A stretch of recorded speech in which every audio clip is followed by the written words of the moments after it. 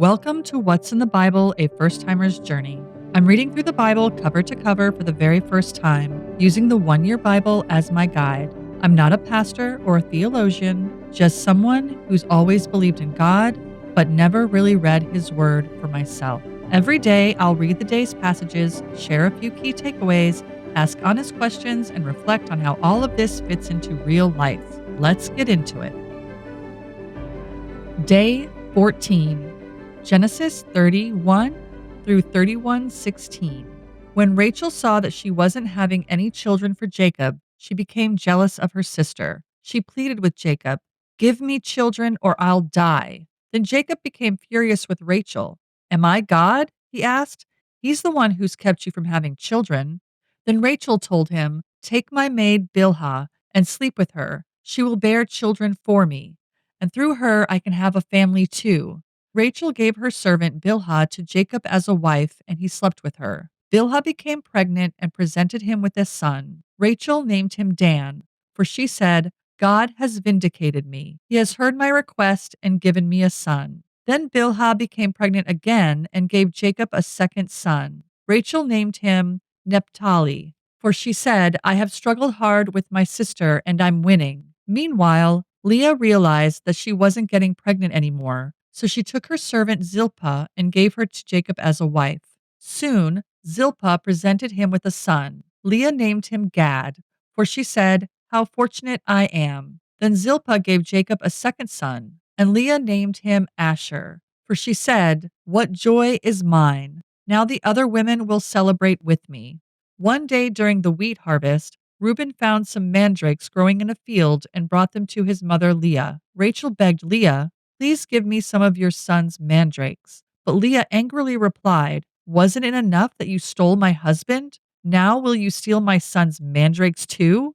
Rachel answered, "I will let Jacob sleep with you tonight if you give me some of the mandrakes." So that evening, as Jacob was coming home from the fields, Leah went out to meet him. "You must come and sleep with me tonight," she said. "I have paid for you with some mandrakes that my son found." So that night he slept with Leah, and God answered Leah's prayers. She became pregnant again and gave birth to a fifth son for Jacob. She named him Issachar, for she said, "God has rewarded me for giving my servant to my husband as a wife." Then Leah became pregnant again and gave birth to a sixth son for Jacob. She named him Zebulun, for she said, "God has given me a good reward.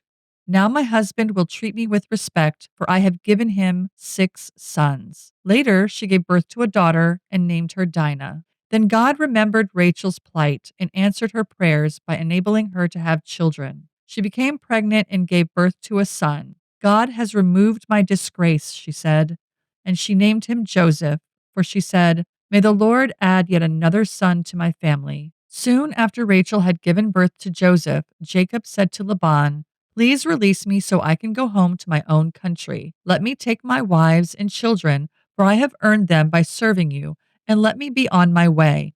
You certainly know how hard I have worked for you." "Please listen to me," Laban replied. "I have become wealthy, for the Lord has blessed me because of you. Tell me how much I owe you. Whatever it is, I'll pay it." Jacob replied, "You know how hard I've worked for you and how your flocks and herds have grown under my care. You had little indeed before I came, but your wealth has increased enormously. The Lord has blessed you through everything I've done.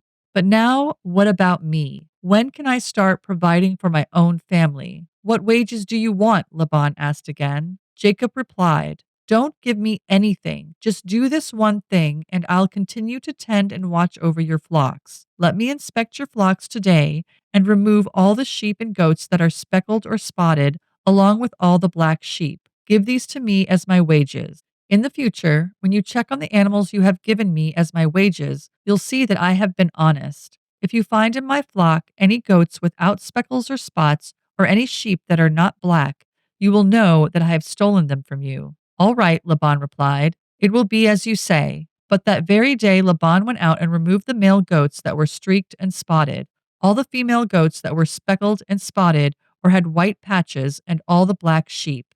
He placed them in the care of his own sons, who took them a 3 days' journey from where Jacob was. Meanwhile, Jacob stayed and cared for the rest of Laban's flock. Then Jacob took some fresh branches from poplar, almond, and plane trees and peeled off strips of bark, making white streaks on them. Then he placed these peeled branches in the watering troughs where the flocks came to drink, for that was where they mated. They gave birth to young that were streaked, speckled, and spotted. Jacob separated those lambs from Laban's flock, and at mating time he turned the flock to face Laban's animals that were streaked or black. This is how he built his own flock instead of increasing Laban's. Whenever the stronger females were ready to mate, Jacob would place the peeled branches in the watering troughs in front of them. Then they would mate in front of the branches. But he didn't do this with the weaker ones, so the weaker lambs belonged to Laban, and the stronger ones were Jacob's. As a result, Jacob became very wealthy, with large flocks of sheep and goats, female and male servants, and many camels and donkeys. But Jacob soon learned that Laban's sons were grumbling about him. Jacob has robbed our father of everything, they said. He has gained all his wealth at our father's expense. And Jacob began to notice a change in Laban's attitude toward him. Then the Lord said to Jacob, "Return to the land of your father and grandfather and to your relatives there, and I will be with you." So Jacob called Rachel and Leah out to the field where he was watching his flock. He said to them, "I have noticed that your father's attitude toward me has changed, but the God of my father has been with me. You know how hard I have worked for your father, but he has cheated me, changing my wages 10 times. But God has not allowed him to do me any harm. For if he said, 'The speckled animals will be your wages,' the whole flock began to produce speckled young. And when he changed his mind and said, 'The striped animals will be your wages,' then the whole flock produced striped young. In this way, God has taken your father's animals and given them to me." One time during the mating season, I had a dream and saw that the male goats mating with the females were streaked, speckled, and spotted. Then in my dream, the angel of God said to me, "Jacob." And I replied, "Yes, here I am." The angel said, "Look up, and you will see that only the streaked, speckled, and spotted males are mating with the females of your flock. For I have seen how Laban has treated you. I am the God who appeared to you at Bethel, the place where you anointed the pillar of stone and made your vow to me. Now get ready and leave this country and return to the land of your birth." Rachel and Leah responded, "That's fine with us. We won't inherit any of our father's wealth anyway. He has reduced our rights to those of foreign women. And after he sold us, he wasted the money you paid him for us. All the wealth God has given you from our father legally belongs to us and our children. So go ahead and do whatever God has told you." Matthew 10:1 through 23. Jesus called his 12 disciples together and gave them authority to cast out evil spirits and to heal every kind of disease and illness. Here are the names of the 12 apostles. First, Simon, also called Peter, then Andrew, Peter's brother, James, son of Zebedee, John, James's brother, Philip, Bartholomew, Thomas, Matthew the tax collector, James, son of Alphaeus, Thaddeus, Simon the zealot, Judas Iscariot, who later betrayed him. Jesus sent out the 12 apostles with these instructions: "Don't go to the Gentiles or the Samaritans, but only to the people of Israel, God's lost sheep. Go and announce to them that the kingdom of heaven is near. Heal the sick, raise the dead, cure those with leprosy, and cast out demons. Give as freely as you have received. Don't take any money in your money belts, no gold, silver, or even copper coins. Don't carry a traveler's bag with a change of clothes and sandals, or even a walking stick. Don't hesitate to accept hospitality, because those who work deserve to be fed. Whenever you enter a city or village, search for a worthy person and stay in his home until you leave town. When you enter the home, give it your blessing. If it turns out to be a worthy home, let your blessing stand. If it is not, take back the blessing. If any household or town refuses to welcome you or listen to your message, shake its dust from your feet as you leave. I tell you the truth, the wicked cities of Sodom and Gomorrah will be better off than such a town on the judgment day. Look, I am sending you out as sheep among wolves, so be as shrewd as snakes and harmless as doves. But beware, for you will be handed over to the courts and will be flogged with whips in the synagogues. You will stand trial before governors and kings because you are my followers. But this will be your opportunity to tell the rulers and other unbelievers about me. When you are arrested, don't worry about how to respond or what to say. God will give you the right words at the right time. For it is not you who will be speaking, it will be the Spirit of your Father speaking through you.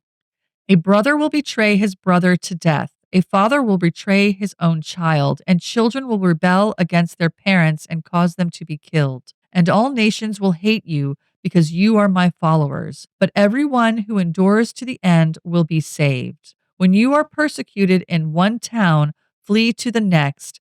I tell you the truth, the Son of Man will return before you have reached all the towns of Israel. Psalm 12, 1 through 8. Help, O Lord, for the godly are fast disappearing. The faithful have vanished from the earth.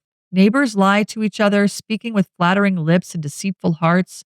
May the Lord cut off their flattering lips and silence their boastful tongues. They say, we will lie to our heart's content. Our lips are our own. Who can stop us? The Lord replies, I have seen violence done to the helpless, and I have heard the groans of the poor. Now I will rise up to rescue them, as they have longed for me to do. The Lord's promises are pure, like silver refined in a furnace, purified 7 times over.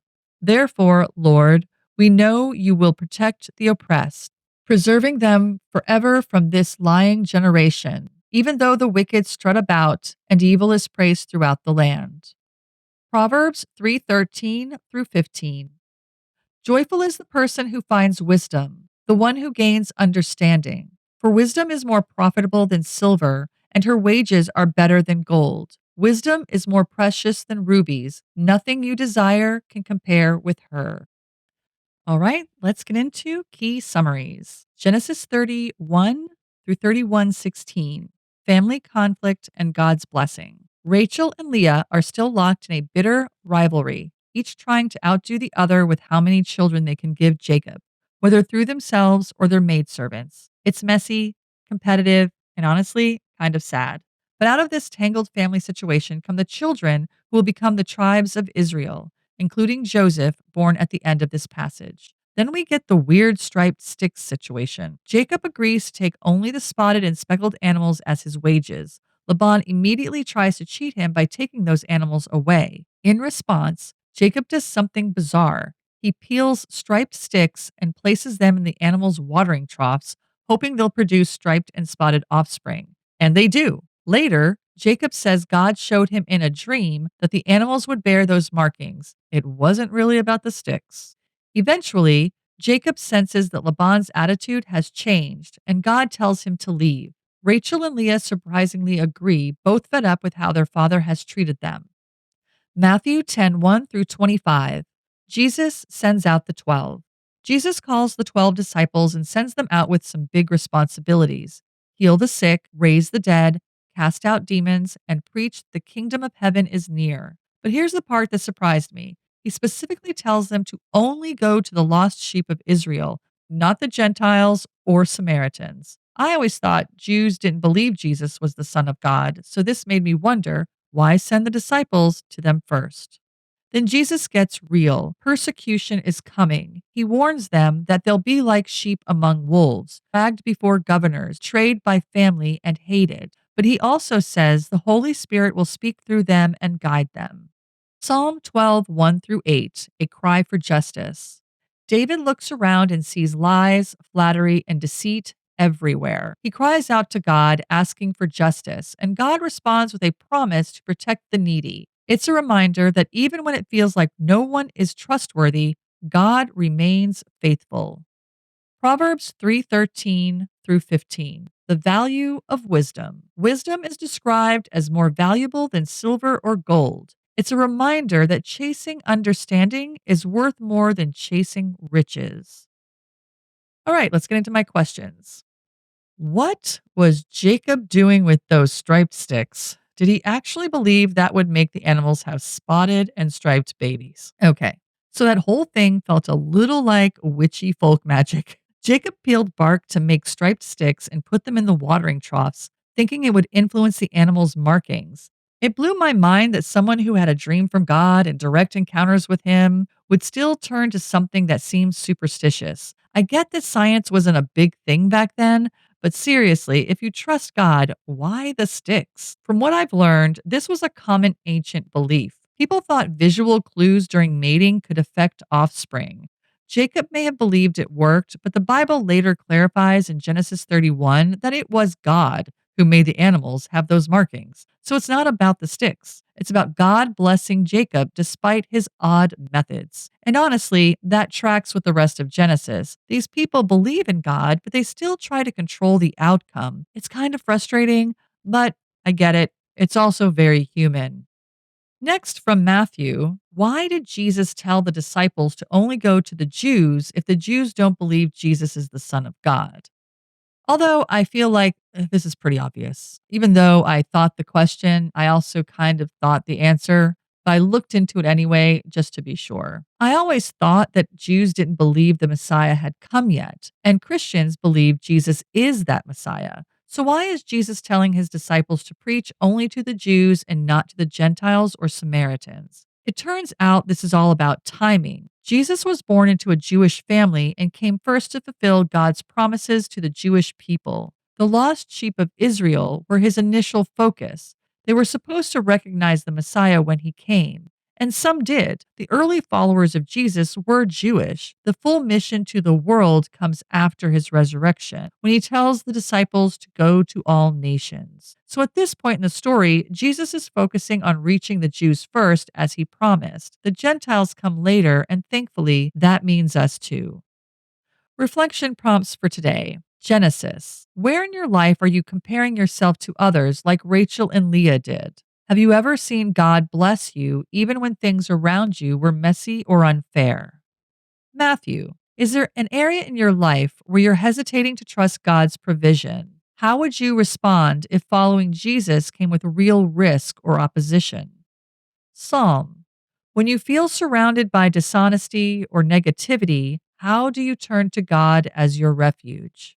Proverbs. Do you treat wisdom as a treasure? How can you pursue more of it in your daily life? Some journaling ideas for today. Trust in God's provision. Write about a time when you had to rely on God to meet your needs. What did you learn from that experience? Jealousy and contentment. Reflect on any relationships where comparison is creeping in. What does it look like to replace that with contentment? Wisdom's value. What's one wise choice you can make today, even if it's small? How does it align with Proverbs 3? Daily activity. Seek wisdom. Spend 15 minutes reading Proverbs or a devotion focused on godly wisdom. Extend grace. Encourage someone you felt jealous of. Break the cycle of comparison. Take a faith step. Do one small thing today that requires you to trust God instead of relying on your own plan. Key verse to meditate on. Proverbs 3:13 through 14.